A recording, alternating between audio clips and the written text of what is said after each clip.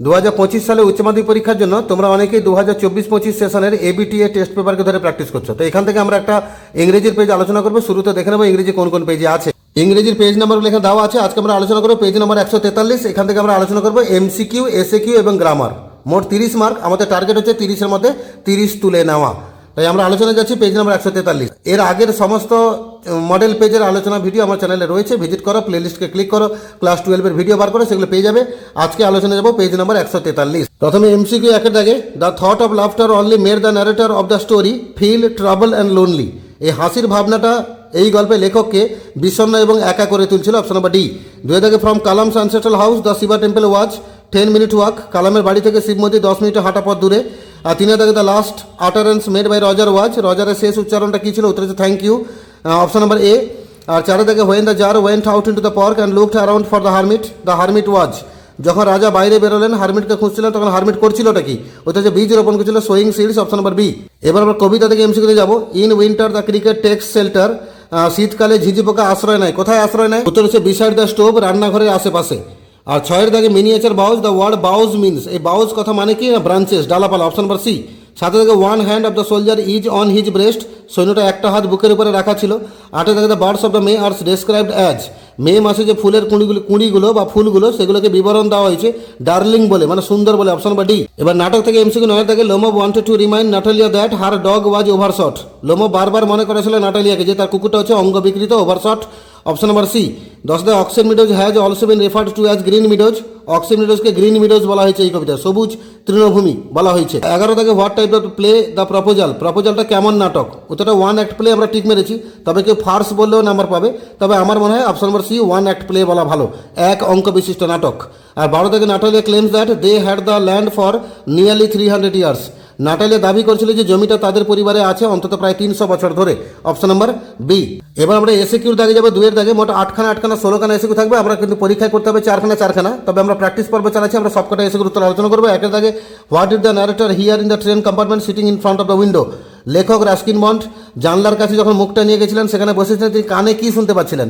না চাকার ঘর আওয়াজ আর ইঞ্জিনের হাঁপানোর আওয়াজ। উত্তর লিখবো, he could hear the rumble of the wheels and the panting of the engine. 2-এর দাগে, how was the ancestral house of Kalam. কালামের যে পৈতৃক বাড়ি সেটা দেখতে কেমন ছিল? না সুন্দর বড় পাকা বাড়ি ছিল, লাইমস্টোন এবং ইট দিয়ে তৈরি। তাহলে it was a large beautiful house built with limestones and bricks. 3-এর দাগে, why did the boy attempt to snatch the purse of Mrs Jones. ছেলেটা রজার মিসেস জোন্সের পার্সটা ছিনতাইয়ের চেষ্টা করেছিল কেন? না because he wanted to buy a pair of blue suede shoes, কারণ সে কিনতে চেয়েছিল এক জোড়া নীল রঙের জুতো। 4-এর দাগে, where did the czar fall asleep. রাজা ঘুমিয়ে পড়েছিলেন কোথায়? The czar fell asleep on the threshold of the hermit's hut. রাজা ঘুমিয়ে পড়েছিলেন ওই সাধুর কুঁড়ে ঘরের দরজার চৌকাঠের উপরে। আর 5-এর দাগে, why is Rameswaram so famous to pilgrims. Rameswaram তীর্থযাত্রীদের কাছে তো বিখ্যাত কেন? রামেশ্বরম ওয়াজ ফেমাস, এখানে ফেমাস কথা লিখে দেবে একটা। Rameswaram was famous for its Shiva temple. Rameswaram বিখ্যাত ছিল তার শিব মন্দিরের কারণে। 6-এর দাগে, what assumption did the narrator make about the girl's hair style. মেয়েটার চুলের স্টাইলটা কেমন এটাকে নিয়ে লেখক কি অনুমান করেছিলেন? The narrator assume that the perhaps girls hair was in bun or it was plaited or it was hanging loose over her shoulder or it was cut short. লেখক অনুমান করেছিলেন যে মেয়েটার চুল সম্ভবত খোপা করা থাকতে পারে, অথবা বিনুনি করে ঝুলতে পারে, অথবা কাঁধের উপর আলগা খেলতে পারে, অথবা ছোট ছোট করে কাটা। 7 থেকে, where did Mrs Jones work. Mrs Jones কোথায় কাজ করতেন? না she worked in a hotel beauty shop. তিনি একটা হোটেলে বিউটি শপে কাজ করতেন।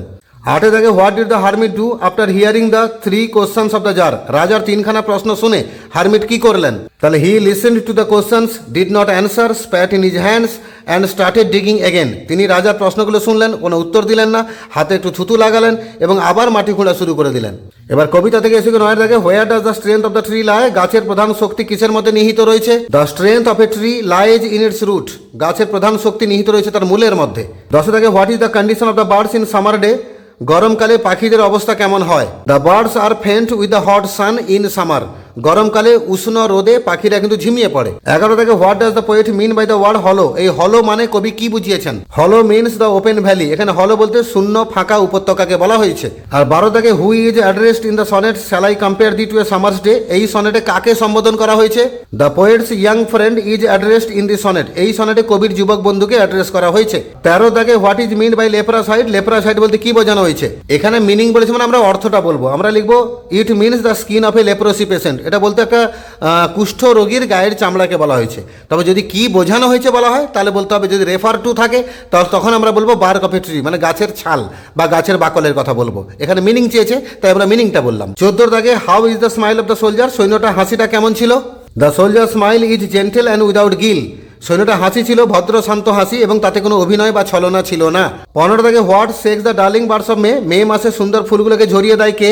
Rough winds do shake the darling birds of May, রুক্ষ ঝড়ো বাতাস ঝরিয়ে দেয় ফুলের সুন্দর ফুলের কুঁড়িগুলোকে। আর 16 থেকে what has wrought a silence on a lone winter evening, শীতের নির্জন সন্ধ্যায় নীরবতা নিয়ে আসে কে? উত্তর লিখবে frost has wrought a silence in winter evening, তুষারপাত নিয়ে আসে নীরবতা শীতের সন্ধ্যায়। আমরা গ্রামারে যাব।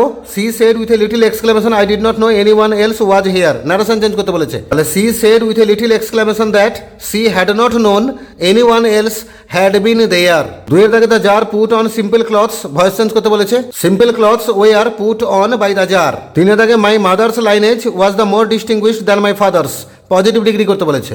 মাই father's lineage was not so distinguished as my mother's. 4 এর দাগে you might run that comb through your hair so you will look presentable, simple করতে বলেছে। You might run that comb through your hair to make you look presentable. 5 দাগে you will remember that my oxen meadows touch your birchwood, split করতে বলেছে। তাহলে my oxen meadows touch your birchwoods একটা বাক্য, second বাক্য হবে you will remember it. আর 6 এর দাগে he sleeps in sunlight, negative করতে বলেছে। তাহলে he does not sleep without sunlight. আর 4 এর বি দাগে শূন্যস্থান পূরণ, আর্টিকেল প্রিপোজিশন, উত্তর সহ বাক্যগুলো পড়ে দিচ্ছি, শুনে নাও। Sweat popped out on the boy's face and he began to struggle, Mrs Jones stopped, jerked him around in front of her, put a half nelson about his neck and continue to drag him up the street. আর 4 এর সিদাকে common error, ভুল শব্দ হচ্ছে mystery, এটা পাল্টে সঠিক শব্দ হবে mysterious. তাহলে তোমরা পরীক্ষায় যে বাক্যটা লিখবে সেটা হচ্ছে there was nothing mysterious about prayer. এইভাবে 143 পেজে যে ইংরেজিতে ছিল তার আমরা এমসিকিউ, এসএকিউ এবং গ্রামার আলোচনা করলাম। এইগুলো তোমাকে 30 নাম্বার পেতে সাহায্য করবে। আর 30 পেয়ে গেলে তোমার টার্গেট যেটা আছে 70, 75, 80, 85, 90 যার যা টার্গেট, সেই টার্গেটে তুমি সহজে পৌঁছাতে পারবে। এরপরের এবিটিএ টেস্ট পেপারে যা যা মডেল পেজ আছে সবটাই আপলোড হবে। তো চ্যানেলের সঙ্গে লেগে থাকো, সাবস্ক্রাইব করে রাখো, পরে ভিডিওগুলো আপলোড হওয়ার সাথে সাথে তোমাদের কাছে পৌঁছে যাবে।